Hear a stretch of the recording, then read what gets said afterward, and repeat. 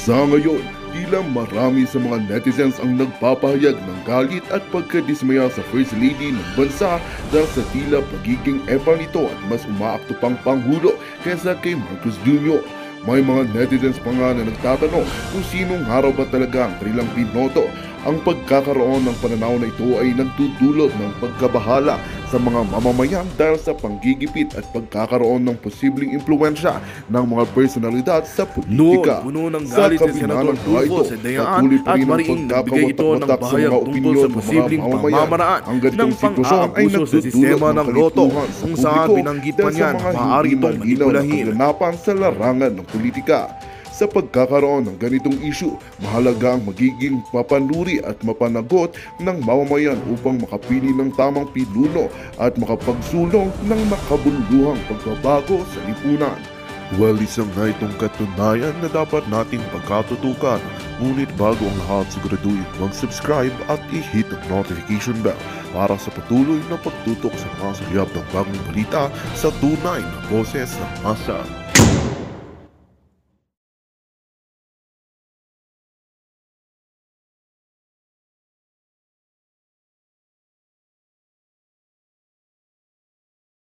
Talaga ng lahat ng laban natin dito yung acting president, okay, na asawa ni Kuting. Siya talaga ang punot dulo ng lahat dahil nga gusto niyang manatili ang kanyang pamilya sa pwesto for 3 terms. Naibukailan naman na yan ni Senator Amy, di ba? Doon sa pagpupush nila ng ICC na yan. But anyway, ng ICC ng People's Initiative. So itong ICC na ito na kung saan ay tinanggap ni Bersamin sa Malacanang, mga kababayan, utos ni Smugs yan. Bakit kamo? Hindi makakapasok ang ICC o kahit sino, kahit mga ex ni Kuting. Ito kailangan nyo malaman.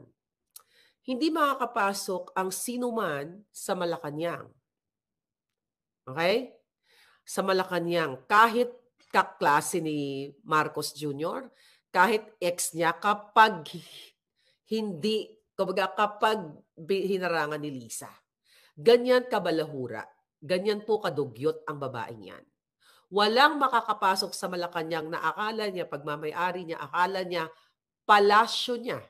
Okay? Akala nila sa kanila hanggat walang go signal ni Lisa. So sa makatuwid, mga kababayan, itong pagpasok ng Irene Khan, okay, dyan sa Malacanang at tinanggap ni Bersamin na kesyo straightforward or mas madibdiban ang kanilang pag-uusap ayon sa sa pinahayag nila dyan sa mga media, sabi ko nga, bas-bas lahat ni Lisa yan. Imagine you open your mind, mga darling, mga palangga, lalo yung mga men in uniform, no? Kung totoo ang sinasabi ni Marcos Jr., ni Kuting ng Norte, ni Polboronic, yung Addictus Benedictus ng Polboron, na sinasabi niya pag ini-interview siya ng media na inihingi ang kanyang opinion yung pagpasok ng ICC. Ano ang sinasabi niya? 100 times ko na yan sinasabi. It's 100 times na hindi natin dapat inaalaw itong mga ICC. Okay, ang ICC dahil tayo ay masariling soberenya, that's BS. Kung hindi niya inaalaw, alright? Yes, Judy Ann Barquilla, yes, I'm under the weather, but the weather is so strong. The weather is still strong, darling, para sa mga mga kalaban ng bayan. Ngayon, mga kababayan, so lagi sinasabi ni Kuting na hindi natin papayagan yung ICC o napag-usapan na yan ng panahon ni Pangulong Duterte na hindi dapat pinanghihimasukan ng mga ganito-ganyan chuchu-chuchu. 'Di ba? Hindi makakapasok palangga ang ICC sa loob ng Malacanang kung walang basbas ni Kuting. Hindi naman si Bersamin lang ang magdedesisyon. Si Liza ang may desisyon ng lahat. So kung liwanagin ninyo ang inyong mga kaisipan, ang kalaban talaga ng bayan, paulit-ulit ko kaya hindi ako magsasawa na araw-araw sasabihin ko, ay ang ahas na ito at saka si Kuting. So tinignan natin, sino ba itong 'di ba, nung December sinabi ko na may pumasok na okay, December, okay, tignan natin dito, okay, na ICC, okay, tignan natin si ICC, ano pangalan nila? Pumasok na, alright. Okay? So, ito yung pangalan niya, nasaan yung pangalan nun? Alright. Okay, ICC.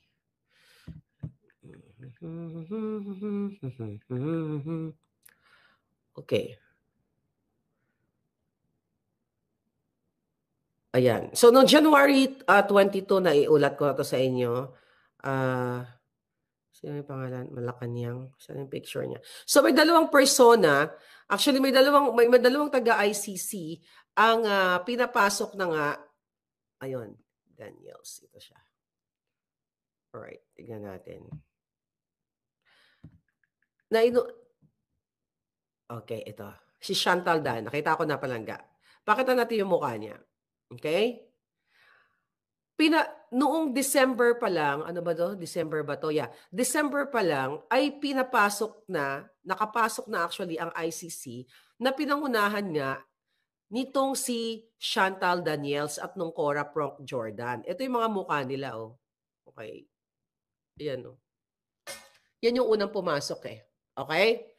So yung unang pumasok. Ngayon, pinayagan niyang DOJ. Alright? Okay, pinayagan niya ni DOJ, ng Department of Justice. Pinayagan nila yan kasi yan po talaga yung utos ni Liza Smuggs. Actually nga, may mga information nga ako dito, ebidensya na hindi na natin pwede ipakita kasi madidetect nila kung sino ang nagbigay sa atin ng information. Okay? Na pinapasok na talaga yan ni Lisa. Lisa lahat ang may gawa niyan. So ngayon, itong bago ngayon na in-entertain nila dyan sa Malacanang, ito si Irene Khan. Ano ba ang ano niyan? Ano ba ang role niyan? Okay, binasa natin yung kanyang pagkakakilanlan. Sino siya? Irene Khan is a Bangladeshi lawyer appointed as of August 2020 to be the United Nations Special Rapporteur for Freedom of Expression and Opinion. Ngayon, mga palaga, sabi dito, the first woman appointed to this mandate. Ano ang mandate nito? 'Di ba? Ang sabi dito ay inappoint siya para sa kalayaan ng kalayaan ng pagpapahayag at ng opinion. Okay? The first woman appointed to this mandate. She previously served as the 7th Secretary General of Amnesty International. She was elected Director General of the International Development. Anyway, let's just focus on the freedom, yung kanyang mandate, freedom of expression and opinion. Nakalagay doon. So, ibig sabihin, ang kanyang mandato ay tumulong internationally kung paano, ipahayag ang malayang pamamahayag at ang malayang opinion poprotektahan ang freedom of speech ng ating mga tao, 'di ba? Kung ano yung nasasakupan niya doon sa ICC. Since nag-withdraw na nga tayo doon, 'di ba? Wala na tayo doon. And even the US, wala na rin ang kami dito, wala na rin kami doon. So ngayon nga mga palangga. So bakit ang issue ngayon nitong Irene Khan na ito is about yung mga war on drugs. Okay, yung mga biktima, yung mga na tsugi daw, okay, na tsugi no panahon ni Pangulong Duterte. Bakit yun ang tinututukan niya at nabasa ko na pinapakancel niya, inuutusan niya ang bansang Pilipinas, inuutusan niya si Lisa actually, na totally i-abolish ang NTF-ELCAC na kung saan lumalaban ito sa mga kakaliwang grupo. It just so happened na yung mga makakaliwang grupo ay kakampi na ni Lisa ngayon at ni Romualdez. Nakikita nyo naman dyan sa Congress. Magkakakampihan sila Castro. Sino pa nagpo-push at dinadamay si Inday Sara at si Pangulong Duterte, former na siya eh. So, sino ba ang nagdadamay dito kay Inday Sara? Hindi ba sila Franz Castro? Sino ba ang boss nila dyan sa Congress? Hindi ba sila si Tambaloslos? Dahil siya yung Speaker of the House. So, you connect the dots. Okay? Bakit nakapasok si Irene Khan sa Malacanang? Definitely, basbas ni Lisa Smuggs. Bakit ang tinututukan niya is what? i-cancel ang NTF-ELCAC at parang ang gusto niya panagutin yung mga extrajudicial victims daw, ganyan-ganyan. Hindi niya trabaho, hindi niya mandato yan if you read about kung ano yung mandate niya. Freedom of expression. Dapat kang tutukan niya yung mga katulad ko, katulad ninyo na natatanggal yung Facebook page na hinaharangan ng buwakan ng inang gobyernong ito. O katulad ng SMNI. 'Di ba na si Doc Lorraine at saka si Ka Eric, 'di ba naghinipit diyan ng mga buwaka ng inang kongresista. Yan dapat ang tutukan niya. Well, anyway, Shina Kamura, thank you.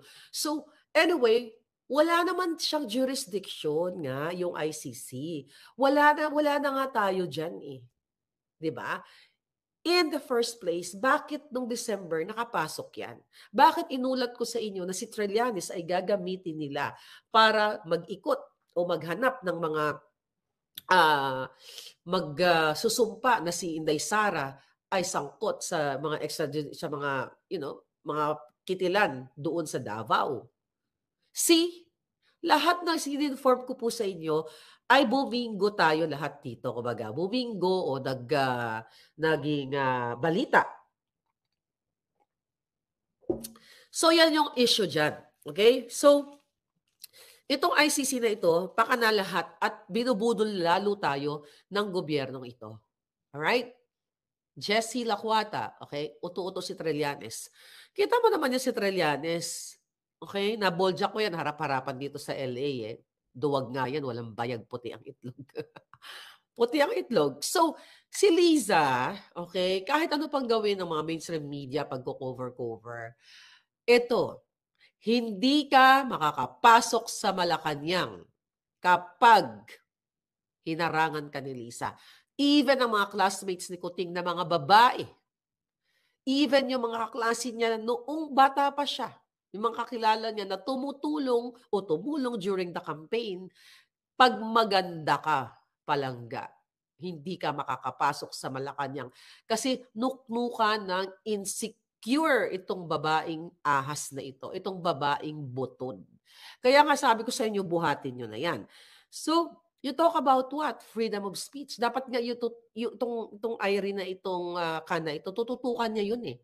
'Di ba? Kung talagang concerned siya sa Pilipinas. Pero definitely, hindi sila concerned sa Pilipinas. Concerned sila dun sa mga iuutos sa kanila or kung sino ang kung sino ang makikipag-connive sa kanila, kung sino ang gusto nilang gipitin. And it just so happened na ang gusto nilang gipitin ngayon si Inday Sara kasi nga natatakot sila na pagdating ng 2028 hindi matutupad yung pangarap ni Liza at ni Tambaloslos. Pangarap ni Liza na in 2034 ay mapaupo niya ang kanyang anak na si Sandra. Okay? So ngayon, mga palangga, December, sinabi ko rin sa inyo na itutumba lahat. I-try nyo lang itutumba lahat. Ako, number one example. SMNI, number one example. Kasi nga, gusto nilang ibagsak si Inday Sara. I think, yeah, nung 2022, sinabi ko na sa inyo na na-missed si Ahas ng text kay Inday Sara, 'di ba? Kung ano-ano sinasabi niya kay Inday Sara, dahil sa kalasingan niya, yung pangbubuli niya or yung pagiging inggitera niya na i-forward niya kay Inday Sara yung message. 'Di ba? Sinabi ko sa iyo yan, mga palangga. So, noon pa lang, and even before pa na maupo si Kuting sa pambubudol, galit na nga si Liza sa mga Duterte dahil nga sa kanyang paghihiganti na hindi nga inupo si Kuting sa Department of Agriculture at doon sa inihingi niyang Department of Agriculture, yung una din sa DILG. Diba? Paulit-ulit na tayo sinabi ko sa inyo yan. So ngayon, gusto ipasara, CNN na hinto na. Yeah, I know, yung CNN na hinto na. So, hindi ko alam, wala pa tayong puting ahas kung ano yung eksakto nangyari sa CNN, pero imagine mo, only the Kuting administration na pasara yung, na purdoy ang CNN. Okay, let's talk about that later. Ngayon, mga palangga, Inday Sara gugurgurin ni Lisa Smugs. So, kasi nga ang target talaga ni Lisa Palangga, mabura ang mga Duterte sa usapin ng politika sa Pilipinas. Kaya naman, ginagamit niya ang pondo ng bayan para sirain ng sirain si Inday Sara. Sino ang mga kasabwat ngayon ni Lisa Smugs sa Congress? Si Zaldico. Okay, Zaldico.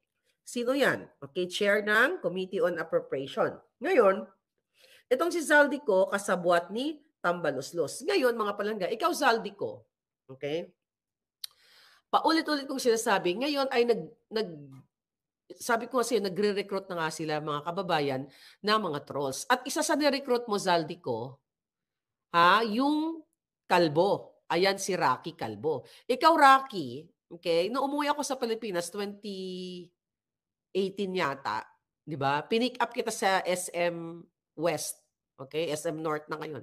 SM West. Wala kang makain eh. Wala kang malamon. Kaya gusto mong dumikit sa mga politiko. Okay? Gusto mong dumikit sa Duterte, gusto mong dumikit sa Marcos. Hindi ako sa nagkukutya dito, palangga. Di ba? Wala makain yan, nagko-commute. Di ba? Hindi naman mayaman kung umarte na akala mo mayaman. So ngayon, kinuha na ni Zaldico yan, si Kakiraki, pangalan natin si Kalbo. Kasi kinuha na siya si Zaldico, nagre-report siya, akala mo hindi ko alam. May mga puting asa ko din sa Congress. So ngayon, mga palangga, nagre-report siya doon at yung mga imaginary friends niya, okay, kay Zaldico. Binabayaran siya ni Zaldico sa utos ni Tambaloslos para tirahin si Inday Sara o ang mga Duterte. Kasama yung kanilang mga dugyot. Kung paano nilalapastangan ni Zaldico at ni Tambaloslos at ni Lisa gamitin ito mga patay gutom. Okay, na nagpapanggap na matalino pero ginagamit ang kanilang talino sa pagnanakaw. Abangan nyo dyan, sino malapit sa Congress, abangan nyo, araw-araw nagre-report si Kaki Raraki dyan.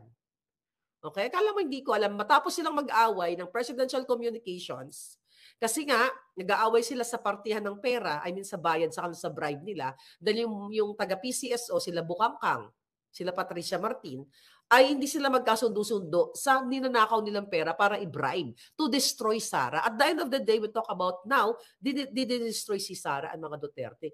Yan, si Kalbo at yung mga dugyot vloggers na mga kadiri na sabi nga ni Puso, oh my God, Kajire! Di ba? Oh my God, Kajire! Yung mga, oh my God.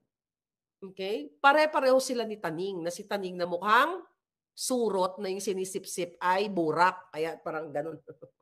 Di ba? Parang ganyan, o di ba? So sila ay mga kalaban ng bayan. Bakit? Kasi ito'y ginagamit sila ni Lisa Smugs para gurgurin si Inday. Gurgurin sa social media.